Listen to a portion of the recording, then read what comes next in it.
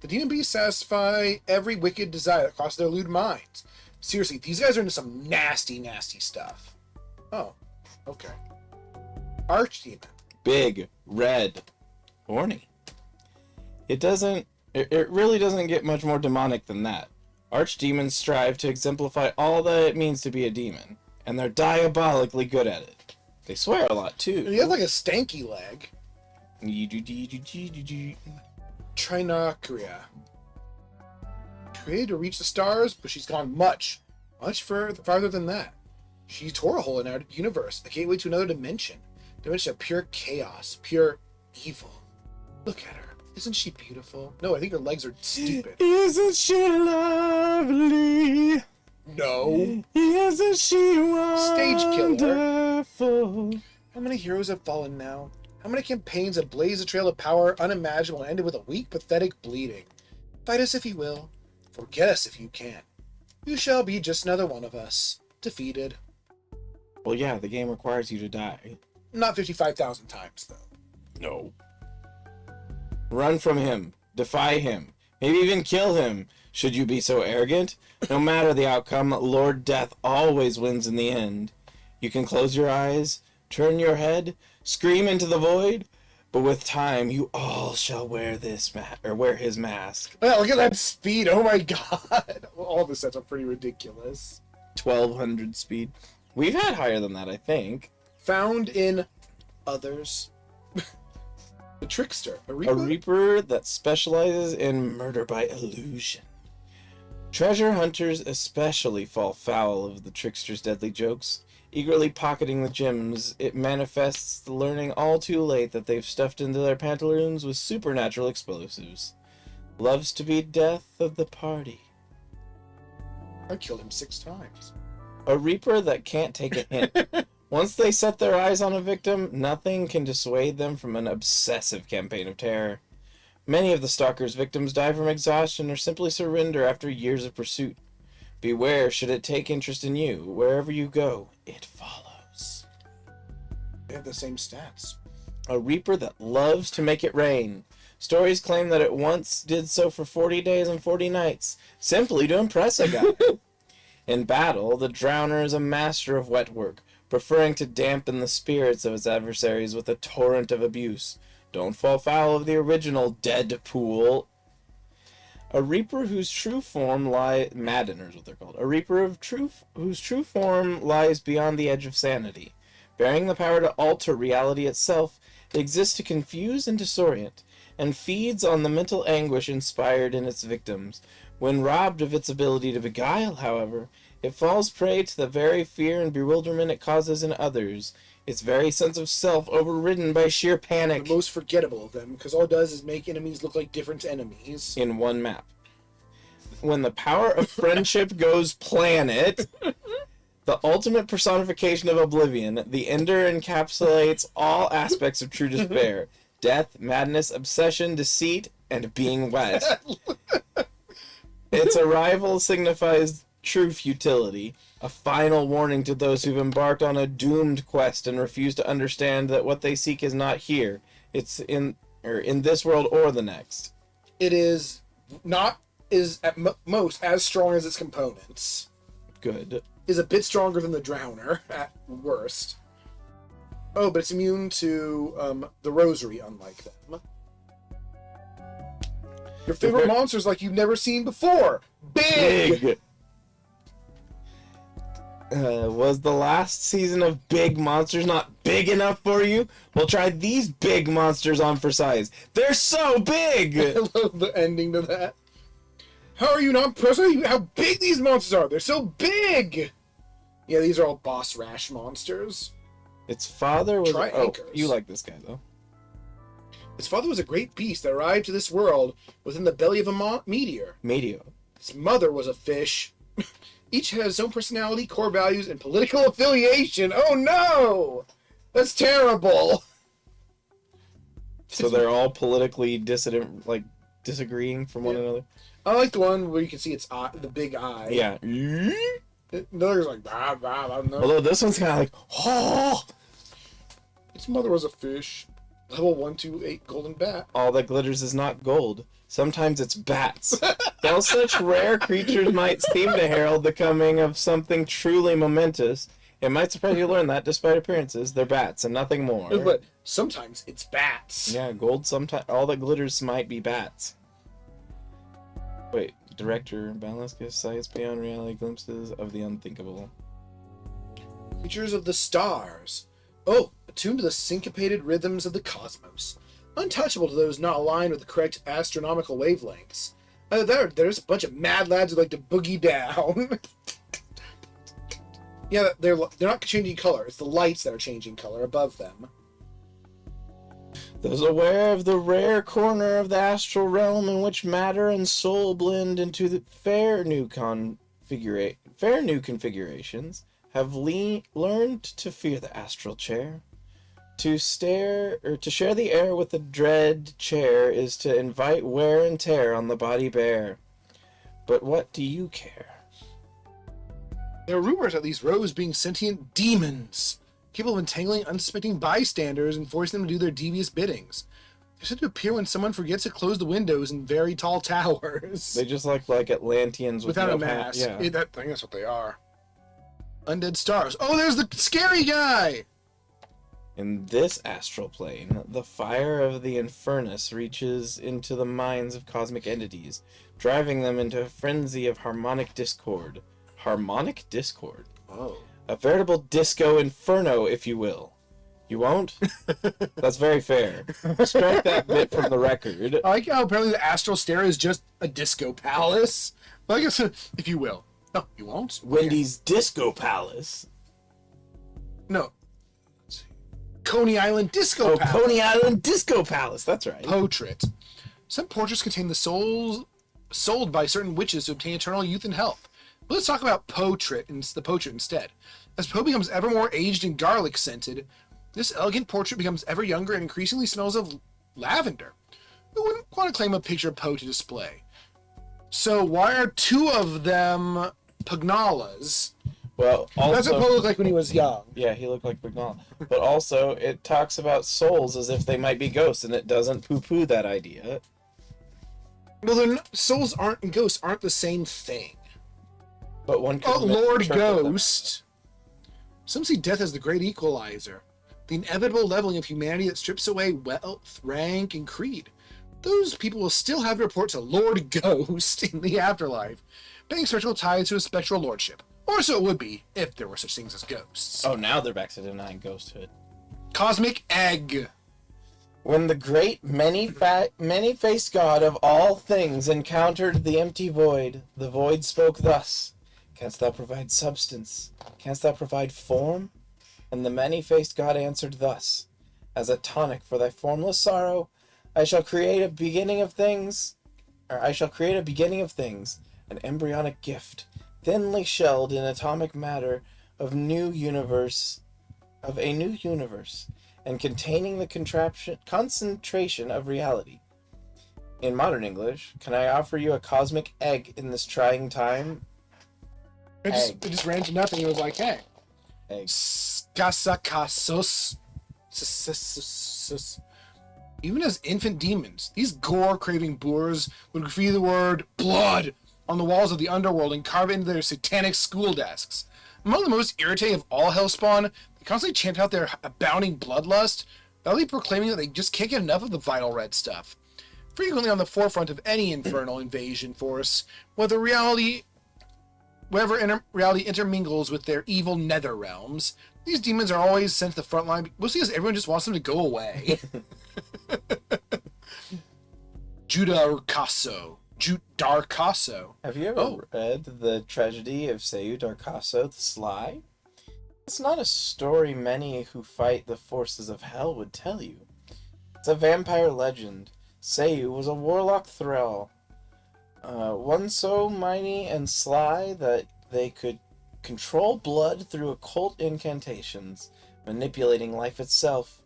This warlock had such knowledge of hemomancy, they could even prevent death. Though, yes, mostly they used these powers to kill people.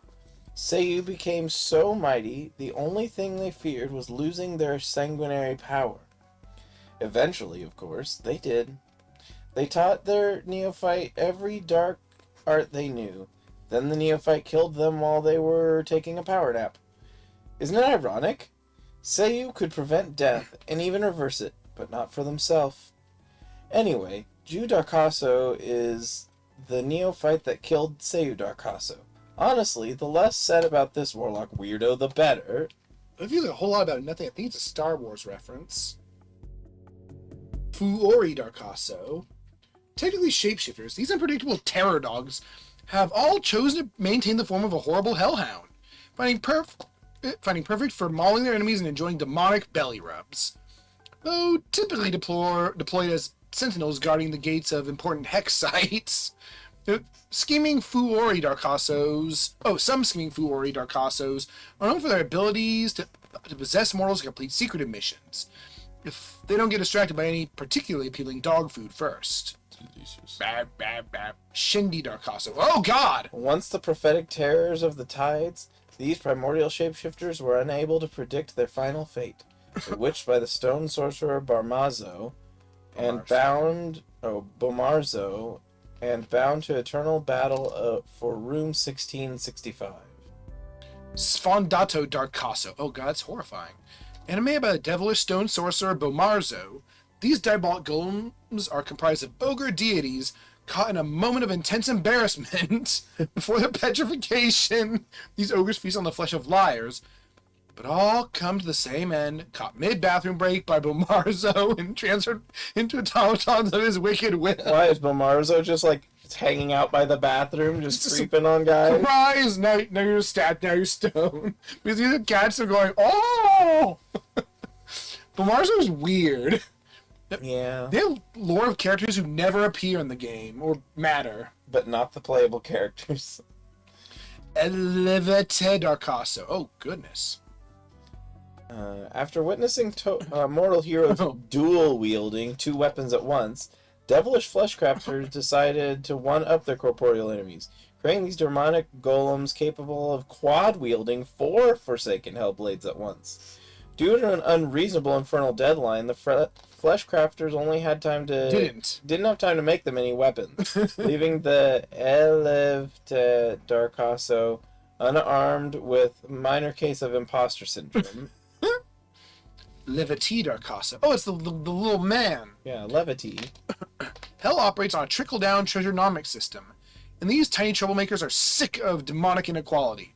The Levity Darkaso Collective have seen right through the unfair structure that constrains them, benefiting the treasure chest-holding bosses while leaving nothing but a few scant gems for regular enemies. But no longer. These goblinoid thieves are redistributing stolen treasure amongst the demonic masses, so please don't disturb them.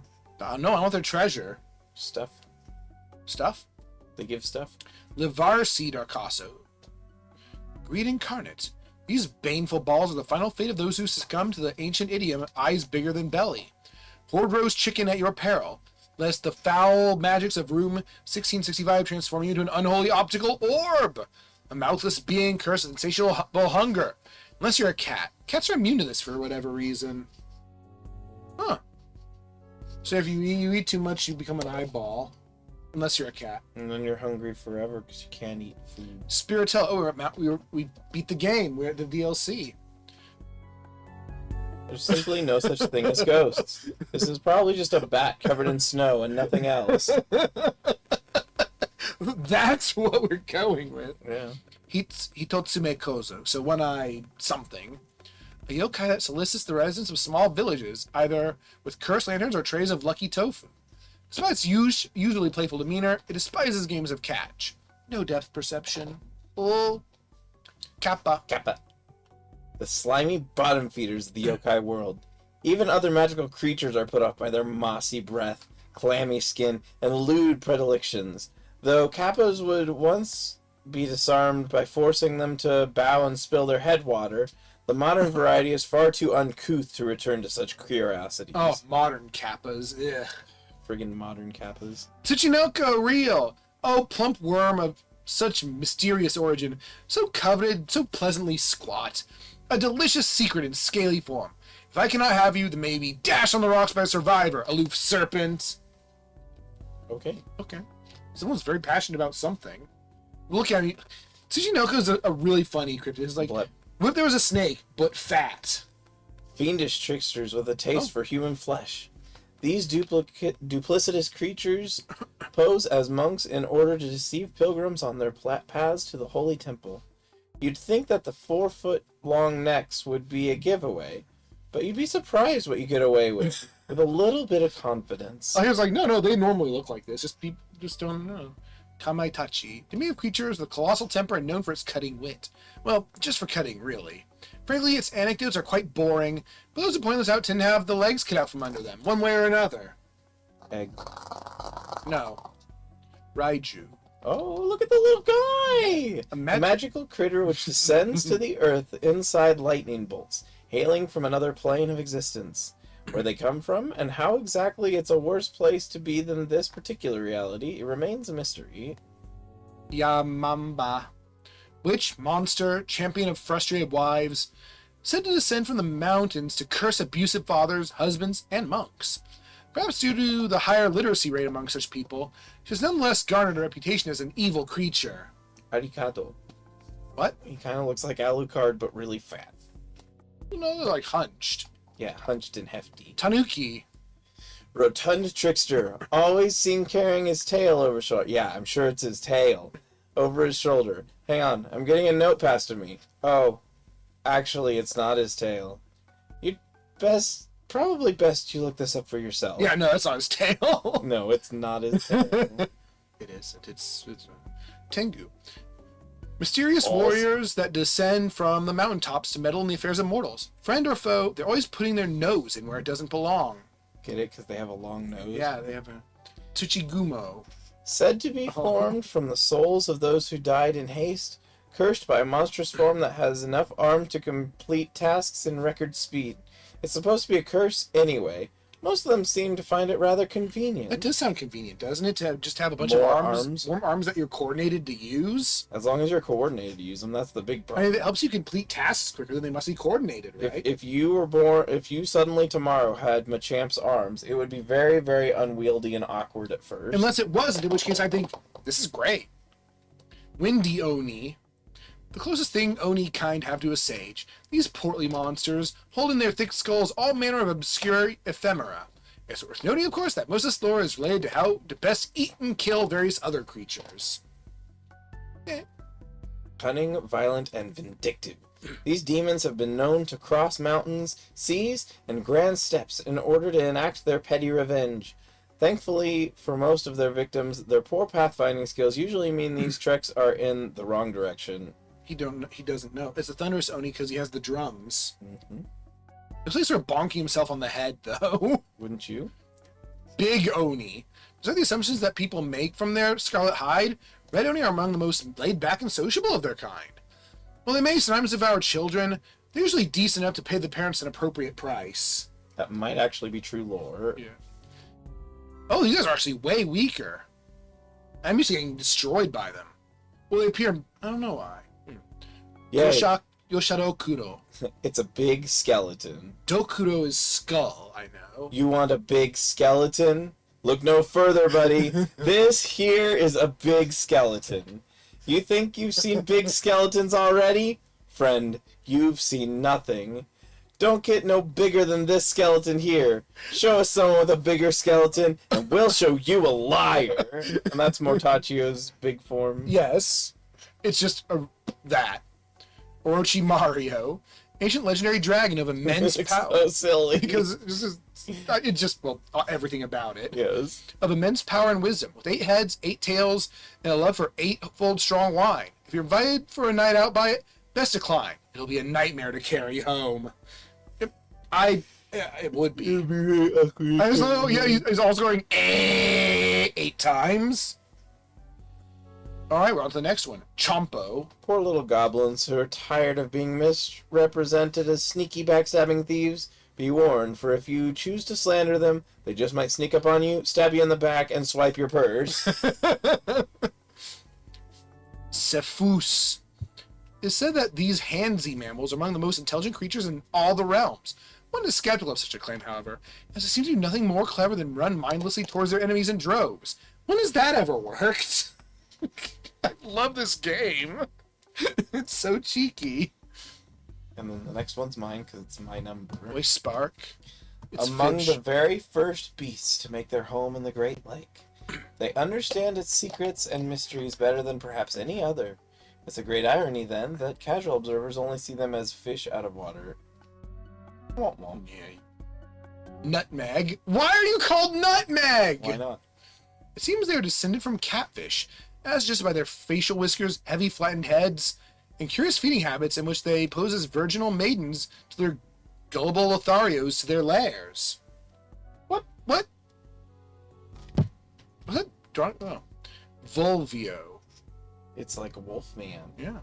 Do not be fooled into thinking these furry fishermen are related in any way to the common werewolf. Have you ever seen a werewolf catch a largemouth bass? No, that one time doesn't count. Yeah, they're like werewolves, but they can fish. What am I looking at? Lamuga. Sent from like the a sheep or legendary something. vegetable lamb, a sheep suspended above the ground by a mighty plant stalk connected through an umbilical cord. It sprouts other sheep from its body like bizarre woolen fruit. Your humble lore keeper is not making this one up. Seriously, it's in books. Go home, folklore. You're drunk. Well, yeah, I think the vegetable lamb actually is a mythical creature. Because Europe. Why don't we talk about fun mythical creatures like these instead of fairies and elves? Hiltro. Once a feared race of conquering Oh, they're warmongers Smurfs. until they learned how appealing their whimsical appearance was to the human children. They've since erased their bloody past and convinced the world that they have nothing but a fictional inspiration for a line of adorable dolls. This is how you rule the world, not through war, but through merchandising opportunity. Oh, they are Smurfs and troll dolls. Yeah, troll dolls. Citro. Oh, unlike their hillier cousins, the Citro are neither fearsome enough nor cute enough to become the next big toy fad. Embracing their inescapable mediocrity, they become keen hobbyists, spending most of their days painting figures and beachcombing. Aww, What? that's nice. Oh, Sam the Sandown Clown. That is a very specific name. I like his walking animation a lot.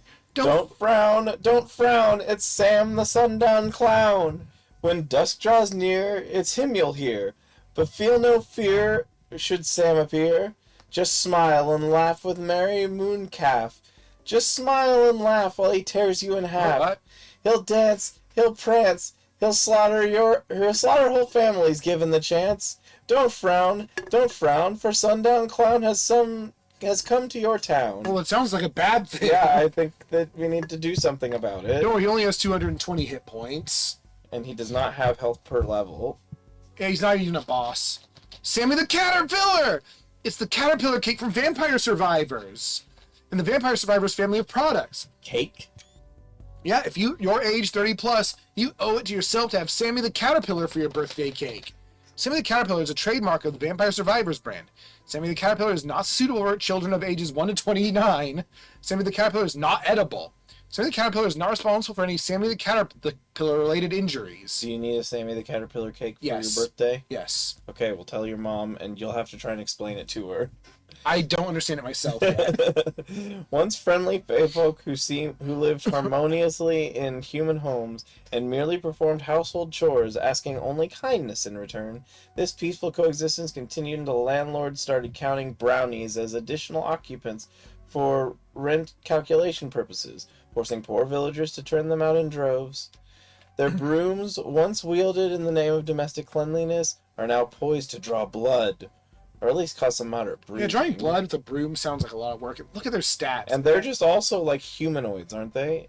Brownies, yes. Green Knight. Oh, that's cool. The original Green Knight would challenge any... Oh, how?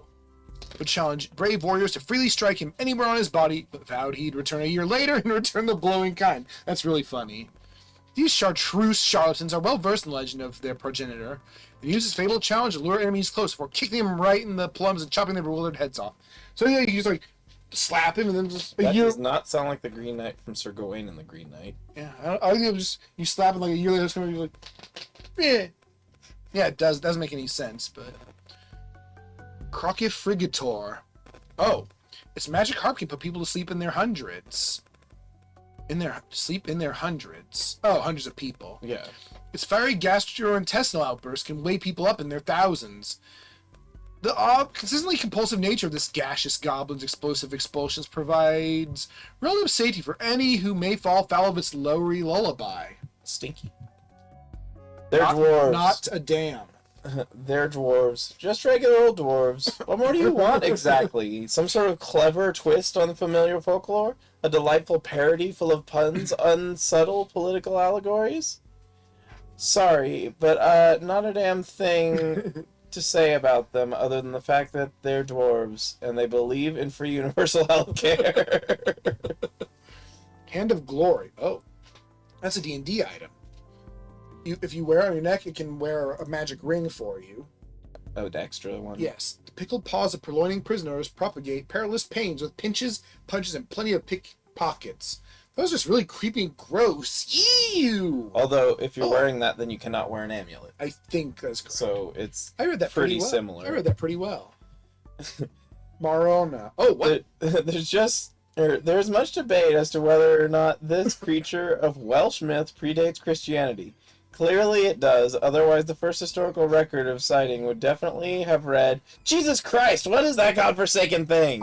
Yeah, what is it? Jugglers? Kelpies. Juggles. Fibs. A beautiful but malicious steed with all the strengths of its two compositing forms and none of the weaknesses. The size, strength, and stamina of a horse paired with the unrivaled cruelty of a trout. Dwarf Fortress. Those who dare mount are swiftly dragged to the bottom of the lake and seemingly unaware they could just get off and swim away. Oh, is there something about trout being cruel in Dwarf Fortress? The Dwarf Fortress, oh no, that was carp. I don't know. But I just like that. It's like, yeah, why don't the victims of harpies just leave? That just looks like the other one. If you wish to win forever with this consummate hag, you must prepare its favorite meal. Hagberry and hagfish stew with the side of haggis. You can't just present the dish freely as a freely given gift, however. They'll insist on haggling for it. Average hag. Fungoman! That's a name. The biosynthesis skill allows Fungoman to restore 250 health over 5 seconds, during which time its healing beam grants 50% more health. Cloud of Spores deals 134 damage and slows all enemies that enter its radius for 4 seconds. Well, clearly born for battle, the fact that Fungoman does none of these things in a fight renders it rather useless. He's looking for an MMO or something. A genuine, bona fide, honest-to-goodness ghost. Only kidding. Ghosts aren't real and never will be. I'd sooner call this thing a vampire than an actual ghost, and I haven't seen one of those yet either.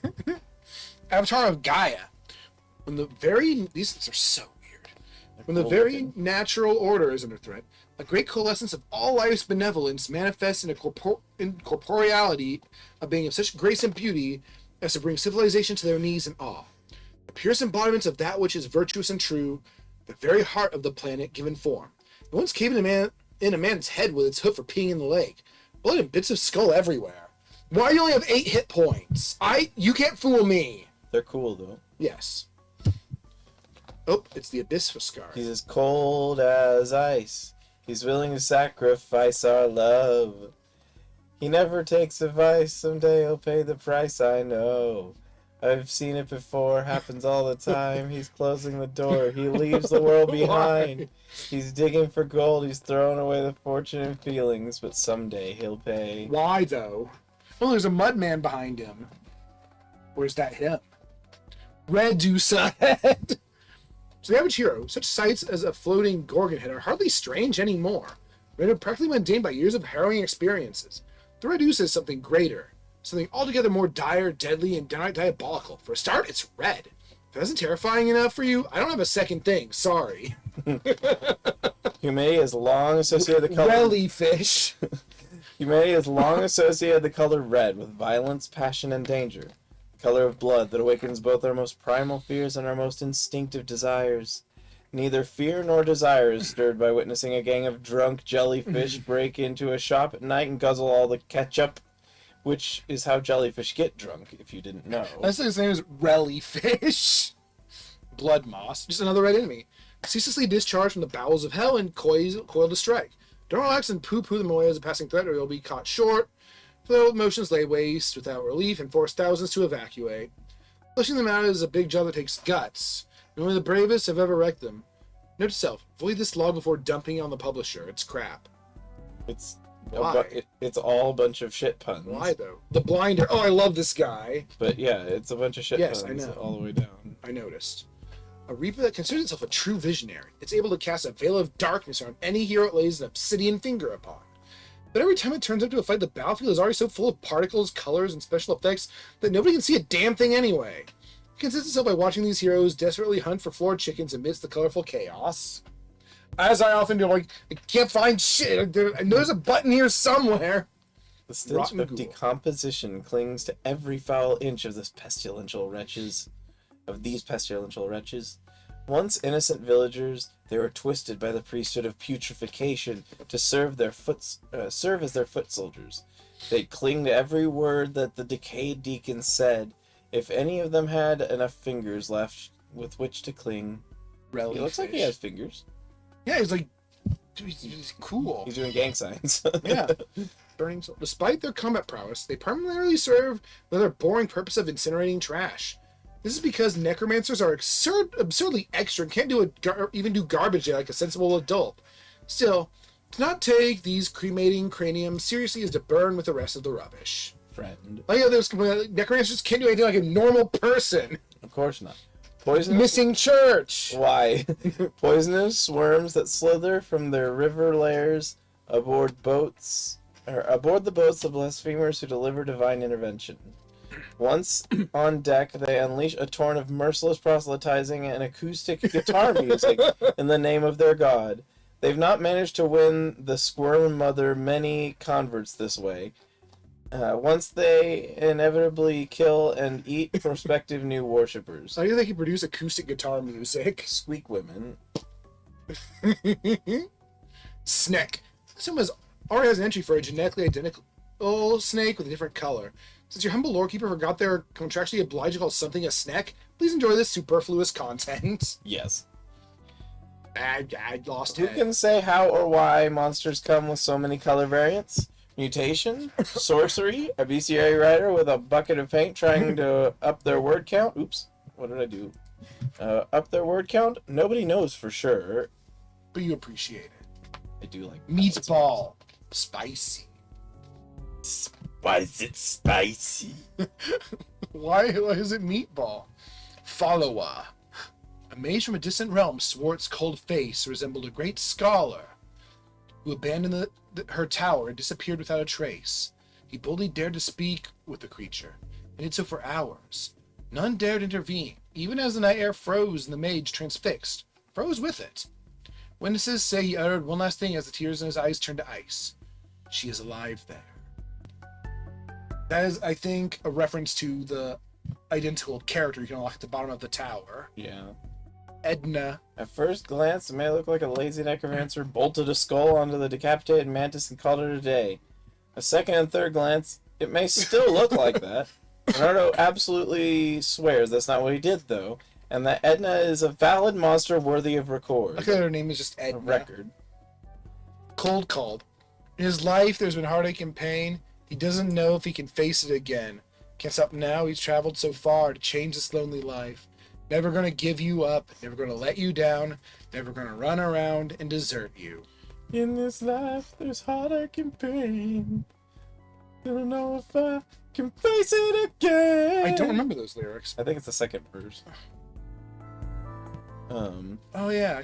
Well Dweller. This motivational monster screams unsolicited advice about health and mindfulness to any who will draw water from the hole it calls its home. It's a well-being. It doesn't sound like an enemy at all. Nope. Wet Nuggles. Yep. How wet do you have to get in order to be considered a wet version of something that was already wet? About as wet as the wet juggles, an aqueous equine who took the phrase "stay hydrated" to its soggy extreme. Despite their mastery of moisture, the cruel irony is that the leading cause of death among them is drowning. They'd rather a watery grave than to live high and dry, for they understand that wetter is better. Ogre that's always harping on Talking about how hard it is. Can't say it's lying, though, given the status as one of the sexiest beasts around. Scholars well versed in the biology of aberrant creatures have spent years studying this desirable behemoth to understand exactly why it's so lusted after. But such forbidden knowledge has clearly driven them off the edge of sanity. Their fevered writings are little more than insensible mantras full of references to an eldritch god named Dummy Thick. Still not so dumb. Oh, look, I love his leg thing! Each one swears they're definitely a real dwarf. I think it's just regularly walking, but it has a club. Oh, I thought that was like his leg. Damn it, now it's... Alright. A real dwarf, and not a human who's done that thing where you strap your shoes to your knees and pretend you're a lot shorter than you are. Prone to loudly professing that they're not disguised as dwarves to access their healthcare, which is generally considered 50% more advanced and 100% less profit motivated. I like the first part because what the hell is that? Here to give you Love of glory. Here to give you a big hand. It likes to collect plush dolls and impart life upon them with a snap of its mighty fingers, watching in glee as they brutalize each other in a violent melee before bringing fists down on the winner. Prepare for a real brawl with this one. It likes to smash. It's master hand, but like glowy. Yeah. Marona Maya. Oh, you're also horrifying. Imagine this thing crawling in through your window at night, wheezing I'm scratching my arm. with a whispered rasp as it shudders its way up the stairs. It approaches your bedroom, clutching the bell around its neck with a trembling hand, staring through a crack in the door, watching, waiting, admiring you while you sleep. After an hour, maybe two, it can't resist any longer, and it wriggles into the room without moving at the door an inch. It's here. It's here to lick your eyebrows.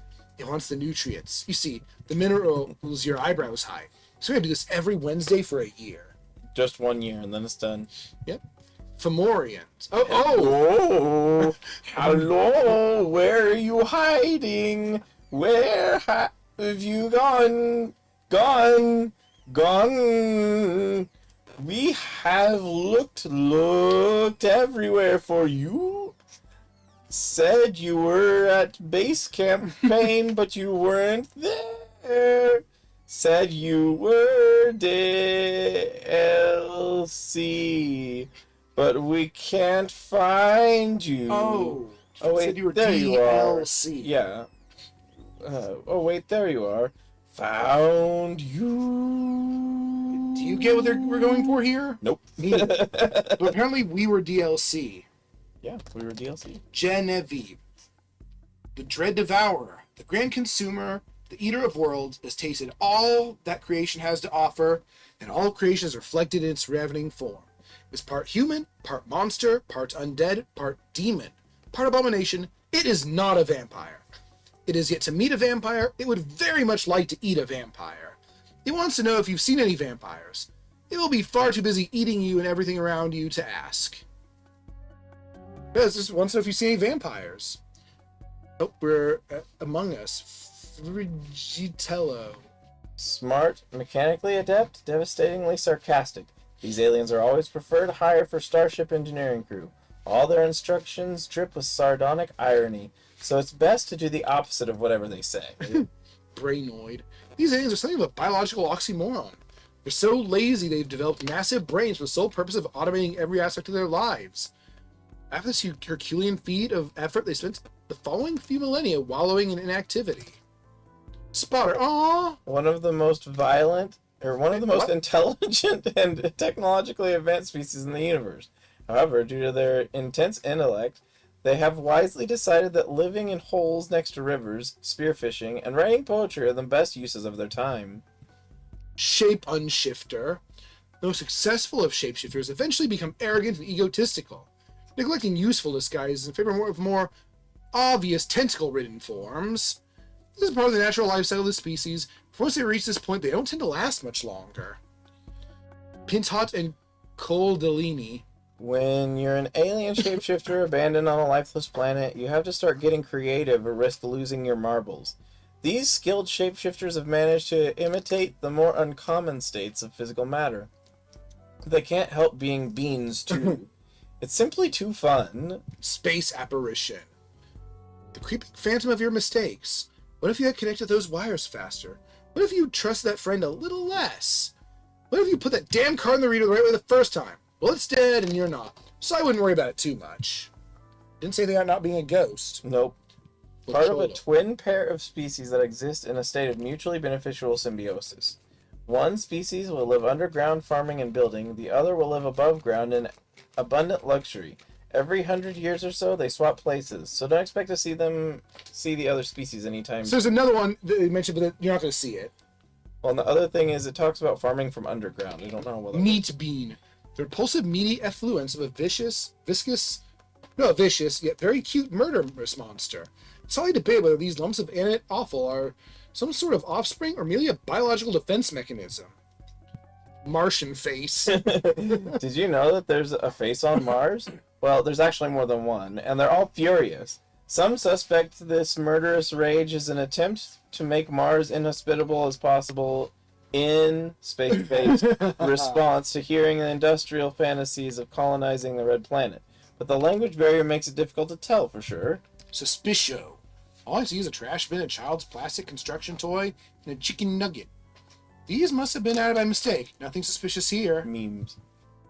Victor Frankenstein. This thing is the result of descendants of the legendary Frankenstein realizing that the key to reanimation lies not in the animal world, but the plant world. Using their tech, managed to revive their long-dead ancestor in a more arboreal form. Unfortunately, the seeds have spread far as space. For some reason, they've all given themselves the same name.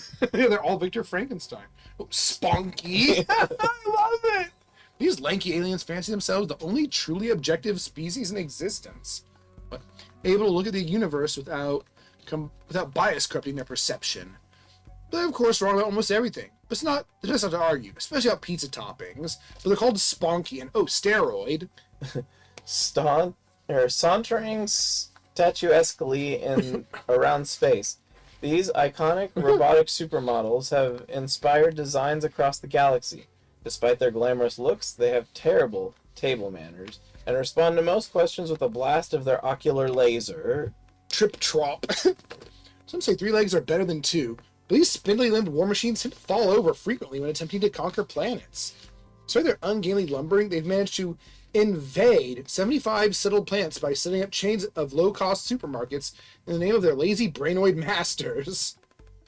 Oh, I like him. A venerable old battle bot with a legacy of service stretching back decades. Unfortunately, its friendly fire protocols have depreciated, so rampaging battle groups and the old machines terrorize abandoned worlds to this day. Suspicious eyes. Say the eyes are the windows of the soul. They say eyes are windows of the soul. I'm not sure this thing has a soul, but it definitely has an unnervingly cute face and a lot of gross tentacles. I'd recommend cutting them off as soon as possible and sending this butcherous meat blob to the space butchers, like murderous, along with a side of meat beans, also known as Grand Beloon. Leather. Oh yeah, we're still there. Making the majority of the Red Falcon's infantry forces, these rifle-wielding warmongers are willingly allowed alien cell to alter their DNA to empower their battlefield abilities. Unfortunately for them, every leader has mutated in the same way, developing wobbly eye stalks that can't make them make them look more like gun-toting snails than deadly soldiers. Red Falcon is like the main antagonist organization in Contra. Yeah. Greeter. A name given to the dullard infantry of Red Falcon's traitor legions. Greeters haven't even brought a knife to this gunfight. Unarmed, unbothered, and unburdened by any thoughts of personal safety or battlefield strategy. Greeters charge directly at their enemies in an attempt to bludgeon them to death with their bulky bodies. Their strategy is less run-and-gun and more run-at-gun. Warlord. Red Falcon's former leaders made a huge hiring push to gather only the most muscular men around to serve as their grenadiers. The results of this groundbreaking campaign had predictably poor results. Ironically named Warlord Grenadier Squad used up all of their munitions during training and are now forced to use literal hand-to-hand combat in the field. So Red Falcon sounds very incompetent here. I love him, evil snowman. I love that name. Trotting orb of strange charisma. Will you be our friend, O thou of ungainly stride and piquant metallic shell? Would that we could hold your spherical form in our arms and admire your shiny stilts. Save us, evil snowman. Take us away to pastures new and round. What? Why are you called evil snowman? Alien Centipede. Birthed through Colonel Bahamut's biotechnological experiments with Alien Cell, These multi-legged monstrosities just love crawling around. Though they may seem aggressive, alien centipedes are simply obsessed with scurrying, unaware that the effects their spiky, toxic bodies have impacted bystanders. Were they not currently being deployed as a weapon of traitorous warfare, these beasts would be making challenging but rewarding pets, or at least excellent source of protein. Gulkin tank. I like it. You like how wobbly the gun is? I like the tank. Oh. Oh yeah, this is a tank on legs. By combining the fearsome firepower of the high-speed Bob Booby with the bipedal versatility of the buried surfacing cannon Gulkin, Red Falcon's traitor engineers, they are traitors by the way, Red Falcon, have created a war machine that is somehow less than the sum of its parts in every conceivable way. Prone to tumbling over due to its top-heavy design, it does look top-heavy. Yes. And unable to pivot its main turret up or down, the pilots of these botched battle vehicles rely on clumsily stomping their enemies underfoot as the most reliable means of victory. Every member of Red Falcon does, however, remark on how cool they look and how badass it feels to drive one of these horrendous Frankenstein's hot rods. Metal alien. That? Engineered to be the perfect metallic killer amongst the army of tyrannical alien invaders, this nightmare has only one weakness: rust. Also, it can be brought down by shooting it a lot. This is less a weakness and more a fairly universal property of matter barraged with high-speed munitions. Human-faced dog, is it? When the aliens first made contact, they struggled to overcome humanity's innate distrust of the other, making brainwashing more difficult. Initially, they began bioengineering a pseudo-human to act as their mouthpiece, but scrapped the idea as humans didn't seem to particularly trust other humans either. Here we have attempt number 2, inspired by humanity's near-universal trust of canines. The human face was a design misstep. Which is what a lot of people say about Iggy. Yeah. That his face is unsettling. Paratroopers are a relic of the past, at least according to Red Falcon, who prefer to outfit their airborne infantry with armored wingsuits. Those that point out the obvious fallacy of aerial warriors wearing incredibly heavy armor invariably find themselves crushed beneath a pile of angry, elbow-dropping Garths. Eschewing any form of weaponry in favor of using their arms to better control their wings, every Garth is nonetheless incredibly intimidating due to their universally well-practiced bird impressions. Ball walker. I like these walkers. Pale imitation of a superior design, the ball walker is supposed to be an improvement to the unimpeachable perfection of the evil snowman. The military contractor responsible is rightfully pilloried by the shareholders, the public, and the press. They went out of business swiftly and good riddance. Hellrider. 50% alien, 50% robot, and 100% physically merged with their motoroid hoverbike. Hellriders have no choice but to accelerate at max velocity into combat. Apparently, cyborg technology has not yet developed to the point that brakes can be added to the union of alien, man, and machine. Undoubtedly dangerous, Hellriders channel their rage, being unable to take a slow, scenic drive into deadly efficiency on the battlefield. Junkyard car. Oh, that... Neo City is well known for its rascal rogue mechanics, strange individuals who stalk the streets performing wild engineering experiments on unattended vehicles. Rich graduates of elite corporate engineering courses pour out into a wide city with absolutely no domestic engineering work available. Executives determined that had they mentioned that they already moved all the work overseas, income from tuition fees would drop. Many of these rogue mechanics idolize Contraforce, inspiring them to incorporate weaponry into the upgrades they perform on junkyard vehicles. Ironically, these armed automobiles provided a perfect resource for the biomechanical manipulations of the Red Falcon traders. Flight Zocco. Oh, the original design of the Flight Zocco was born when Colonel Bahamut checkmated one of his lieutenants using a bishop, giving the traitorous Red Falcon leader the idea of attacking his Contraforce nemesis diagonally rather than purely on a horizontal plane. Refinements in design have allowed this battle robot to travel in almost any direction using its thrusters, especially after pilfering some of advanced cyborg mode from Contraforce. Code from Contraforce. Though for some reason, some recently constructed Flight Zocco units are expressing their desire to party like it's 1994. An alien cyborg supposedly modeled after the visually intimidating but tactically ineffectual alien centipede. the M78 has advanced artificial insidiousness to make it a true battlefield predator. Its undulating body is raised on tall legs to supposedly protect it from grounded threats. Contraforce have nonetheless found that these machines are very vulnerable to being run over by a truck. Oops. Reluctantly lauded by Red Falcon infantry for its prowess on the battlefield when providing fire support, the M78 is despised for that really annoying sound it makes when it walks. Tiku tiku tiku. Bugger. Born haters. These extraterrestrial beasts are apparently only hours old, but desire only to eat the faces of Contraforce. Science experts have suggested that buggers might behave less aggressively in situations where massively muscular, arsenal-wielding warriors aren't charging into their home. But it's impossible to tell. Poisonous insect gel. Is it? The Contraforce science nerds who gave these abominations their unimaginative but accurate name really had a negative triple whammy. Poisonous? Yuck. Insect? Gross. Gel? Slimy. Best to shoot at them while they're at a distance, as they don't smell great either. Stinky. Bundle. Little man. Yeah, little man. Blessed with the ability to partially ignore gravity, but cursed with a dense, oversized cranium. These floating alien crustaceans tumble clumsily forward in an endless roly-poly. The dizziness from such existence infuriates them, but unfortunately they're more angry with Contraforce than the extraterrestrial bioengineers that created them. Attempts to unionize bundles against their overlords have thus far been a non-starter. Socko alien. Oh, look. Many Red Falcon traders mistakenly believe that mutations brought about through willing exposure to the alien cell will lead to enhanced might and enlightenment. Sadly, most of these unfortunate volunteers mutate into Zocko aliens, drooling animalistic simpletons bound by a ravenous gestalt consciousness. Gigafly. What could possibly be done, evil science experts wondered, to make the average fly even more irritating. Simplicity itself. Increase its size considerably, bolt on some sharp-clawed limbs with opposable digits, and give it a horrible little face. A potent soldier and form of psychological warfare all in one. I mean, if flies did have that face, I think I would hate them more. Mutant crawl.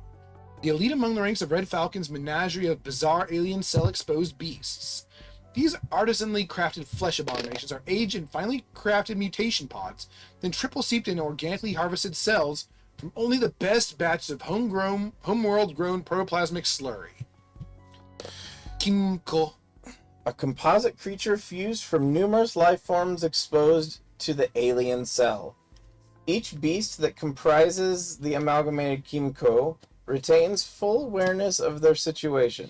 Ordinarily, one would think of this as a kind of living hell, but thankfully they all really like each other's company, so it works.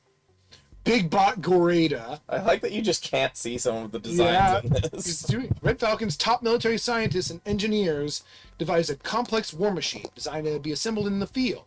5 different classes of inconspicuous military vehicle would deconstruct themselves on the battlefield, reconstituting into a war machine of incomparable power.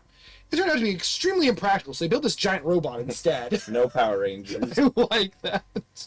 Taka. Oh, he's iconic, I think. He's also too big. Originally bioengineered as self-replicating beast of burden, this alien behemoth was found to have a temperament of an especially misanthropic Wolverine. Immune to even the most sycophantic of encouragements, a complex apparatus was built upon its back to direct its unstoppable homicidal charges towards someone rather than its masters. Nothing can stop it from spitting out offspring, unfortunately. Big Fuzz! Oh, they shrunk him down. Colossal skeleton protector of illicit Red Falcon munitions factories the world over. Near immune to small arms fire and capable of ripping apart a tank with its bare hands, Big Fuzz is also considered an expert in industrial relations and complex labor illegal maneuverings. It is thus widely respected by the factory workers. Good.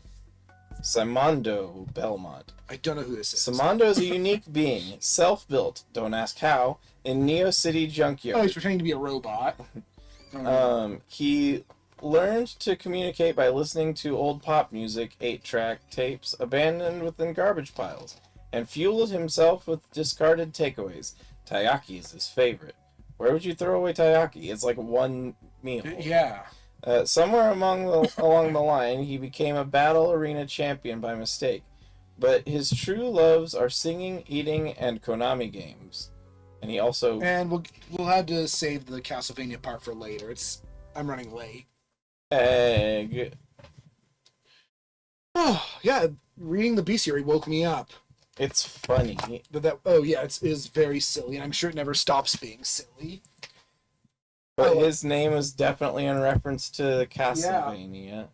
Since I got both of the DLCs together, I was kind of surprised. No, he's actually a Contra character, apparently.